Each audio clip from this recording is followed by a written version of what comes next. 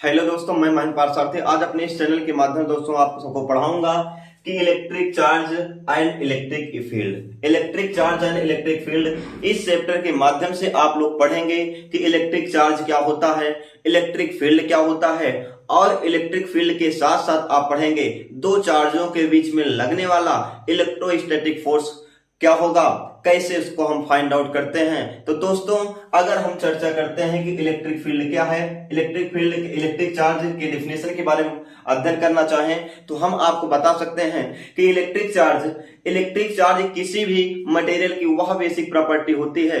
Electric charge किसी भी material की वो बेसिक प्रॉपर्टी होती है जो इलेक्ट्रिकल और मैग्नेटिकल इफेक्ट को प्रोड्यूस करती है या सेंस करती है। अर्थात दोस्तों हम कह सकते हैं कि the property of material by which is the exist और experience electric and magnetic effect is called electric charge. यानी दोस्तों इलेक्ट्रिक चार्ज जो होगा, पुनः अगर हम देखेंगे किसी भी मटेरियल की वो बेसिक प्रॉपर्टी होती है जो आपका इलेक्ट्रिकल और मैग्नेटिकल दोनों प्रकार के इफेक्ट को प्रोड्यूस करती है या उस पे सेंस करती है, वो आपका क्या कहलाता है दोस्तों, चार्ज कहलाता है। अगर हम ध्यान दें डेली लाइफ के बारे में ध्यान देते हैं तो आप कहे होंगे, जानते होंगे जब कि किसी कंघे से आप बाल को झाड़ते हैं, उसके बाद बाल और कंघे के बीच में क्या होता है, एक फोर्स लगता है, एक अट्रैक्शन फोर्स लगता है। वही फोर्स दोस्तों आपका क्या है, इलेक्ट्रोस्टैटिक फोर्स के नाम से जाना जाता है। तो दोस्तों और क्लास 10th में भी आप लगभग पढ़ लिए होंगे, क्लास 10th में आप पढ़े होंगे कि जब किसी वायर में इलेक्ट्रॉन का फ्लो होता है, जब किसी वायर में इलेक्ट्रॉन फ्लो करते हैं तो वायर के दोनों साइड में इलेक्ट्रिक फील्ड के साथ साथ मैग्नेटिक फील्ड भी जनरेट हो जाता है। उसके साथ साथ दोस्तों आप लोगों ने यह भी पढ़ा है कि चार्ज के फ्लो होने की वजह से ही आपको इलेक्ट्रिक करंट प्राप्त होता है। चार्ज के फ्लो होने की वजह से ही दोस्तों आपको इलेक्ट्रिक करंट प्राप्त होता है। इन सभी चीजों के बारे में हम इस चैप्टर में बेसिक और विधिवत अध्ययन करेंगे। इसके बाद दोस्तों हम जानेंगे कि चार्ज, आपके जो चार्जेस होते हैं वो कितने टाइप्स के होंगे। चार्जेस दोस्तों 2 टाइप्स के होते हैं। एक आपका होता है निगेटिव होगा, एक होगा दोस्तों नेगेटिव चार्ज होता है, एक होता है आपका दोस्तों पॉजिटिव चार्ज। एक होता है नेगेटिव, दूसरा होता है पॉजिटिव चार्ज। एक होता है नेगेटिव चार्ज दोस्तों, दूसरा क्या होता है दोस्तों आपका पॉजिटिव चार्ज। हम जानते हैं कि जो लाइक चार्ज होते हैं, लाइक चार्ज का मतलब सेम चार्ज होते हैं, सेम चार्ज का मतलब आपके समान चार्ज होते हैं, यानी कि जैसे आपका प्लस हो गया, निगेटिव हो गया। अगर दोनों चार्ज सेम होंगे तो यहां पर हमेशा दोस्तों क्या होगा, एक फोर्स लगेगा, जिस फोर्स को हम बोलते हैं क्या, रिपल फोर्स लगेगा। क्या लगेगा दोस्तों, रिपल फोर्स लगेगा। ये दोनों चार्ज एक दूसरे को क्या करेंगे, रिपल करेंगे, अर्थात अपने से दूर करेंगे। और अगर हम बात करते हैं अनलाइक चार्ज की, अगर हम दोस्तों बात करेंगे अनलाइक चार्ज का मतलब क्या होता है, आपके दोनों डिफरेंट चार्ज होंगे। जैसे आपका एक पॉजिटिव हो गया, दूसरा निगेटिव हो गया, या पहला निगेटिव हो गया, दूसरा पॉजिटिव हो गया, तो यहां पर जो आपका फोर्स लगेगा, यहां पर फोर्स आपका अट्रैक्ट फोर्स लगेगा। एक दूसरे क्या अट्रैक्ट करेंगे, अपनी ओर खींचेंगे। या हम इसको एक फिगर के माध्यम देखना चाहें, मान लीजिए आपका यहाँ पर पॉजिटिव चार्ज है, यहाँ पर पॉजिटिव चार्ज है, तो इनके बीच में लगने वाला जो इलेक्ट्रोस्टैटिक फोर्स होगा, क्या हो गया, ये दो आउटवर्ड लगे, यानी कि आउटवर्ड लगेगा, या हम कह सकते हैं कि या क्या करेगा, एक दूसरे को रिपल करता है।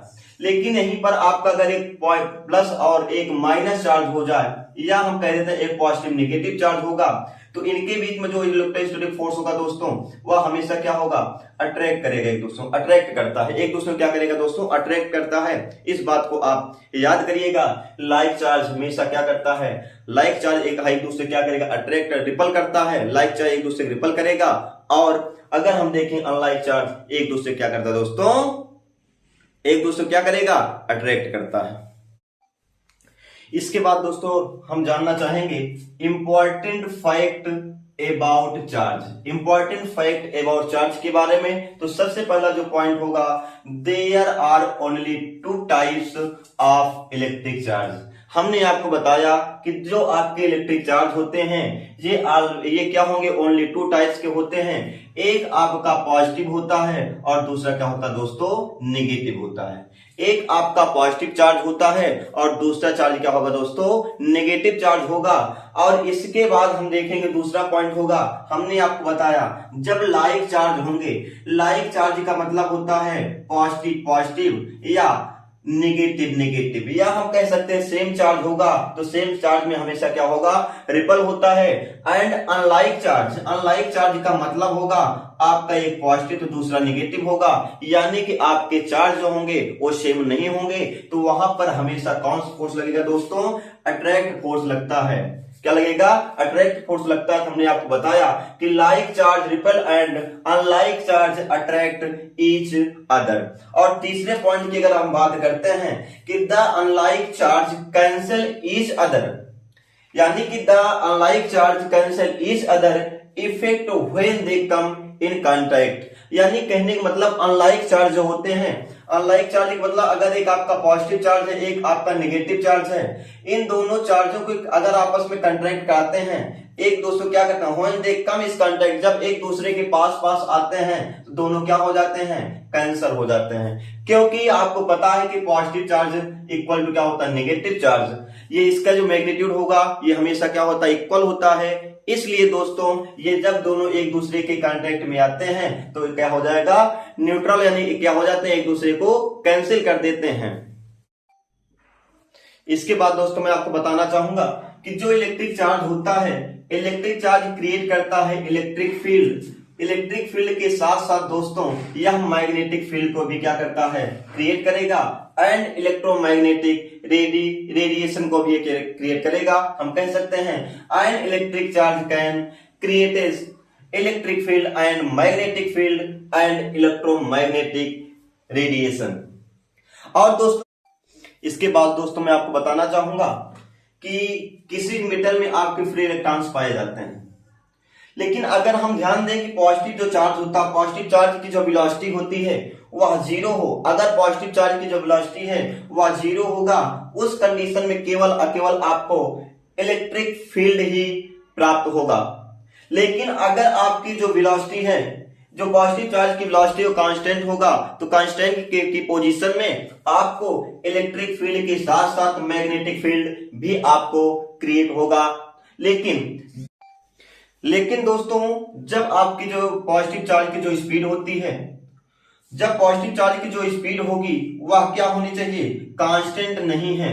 क्या है दोस्तों, कांस्टेंट नहीं है। कहने का मतलब कभी कम हो रहा है कभी ज्यादा हो रहा है, उस कंडीशन में आपको इलेक्ट्रिक फील्ड तो प्राप्त होगा, इलेक्ट्रिक फील्ड तो क्या होगा दोस्तों, क्रिएट होगा, बट जो आपका मैग्नेटिक फील्ड होगा वो क्या होता दोस्तों, वेरिएबल होगा।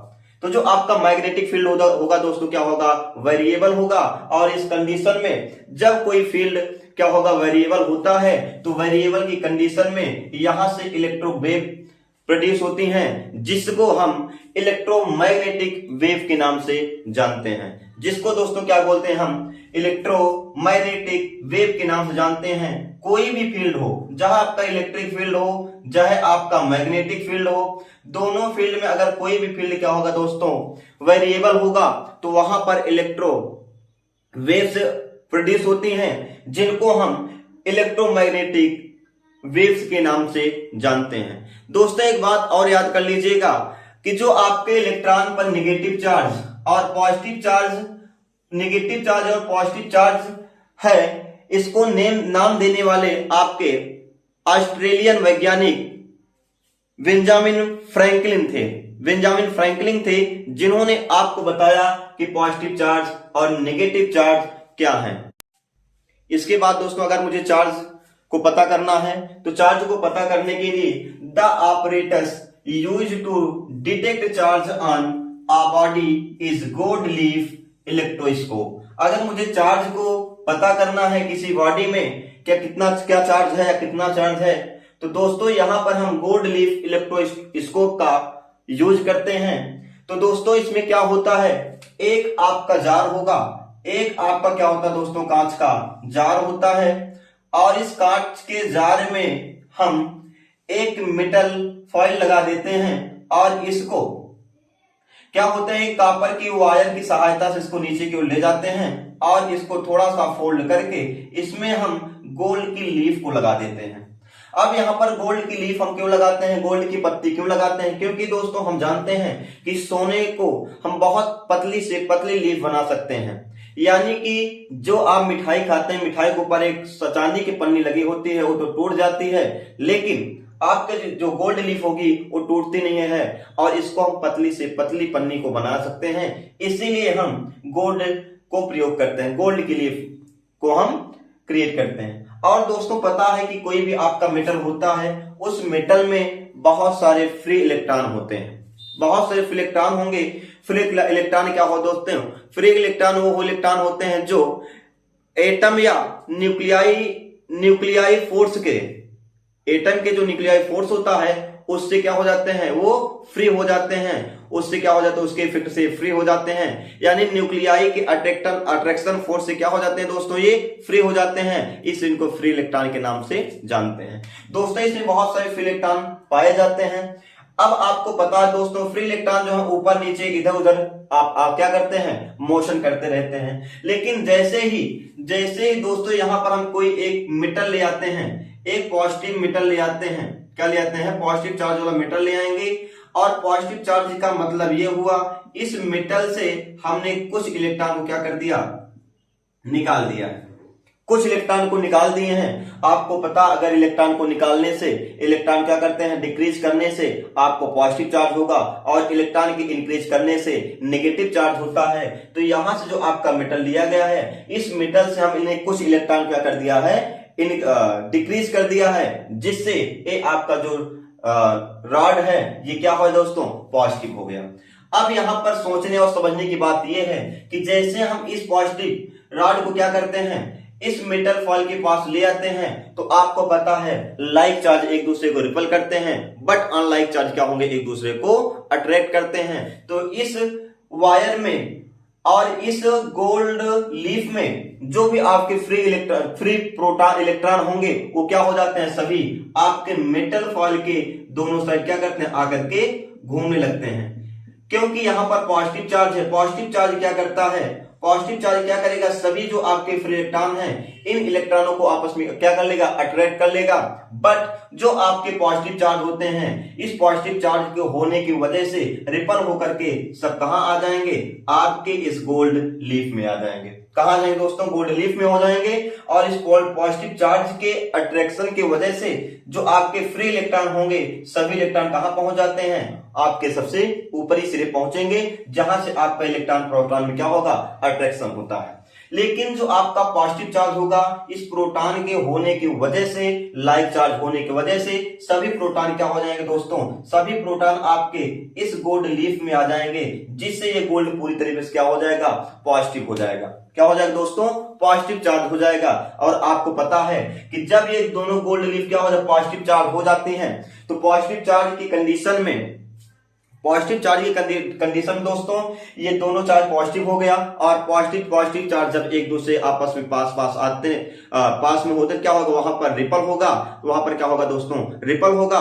तो यहां पर जो आपके दोनों लीफ हैं, इसमें क्या होगा, ये दोनों क्या होंगे, एक दूसरे से रिपल करेंगे, एक दूसरे से क्या होंगे, रिपल करेंगे, जिससे आपको पता चलेगा यहां पर आपको चार्ज है। अगर दोस्तों मैं यहां पर कोई निगेटिव चार्ज ले आऊं, निगेटिव चार्ज का रॉड ले आता हूं, तो कोई बात नहीं, वही काम होगा। यहां पर जो आपके इलेक्ट्रॉन आए हैं, यहां पर सभी प्रोटॉन आ जाएंगे और सभी इलेक्ट्रॉन आपके किस में पहुंच जाएंगे, गोल्ड लीफ में पहुंचेंगे।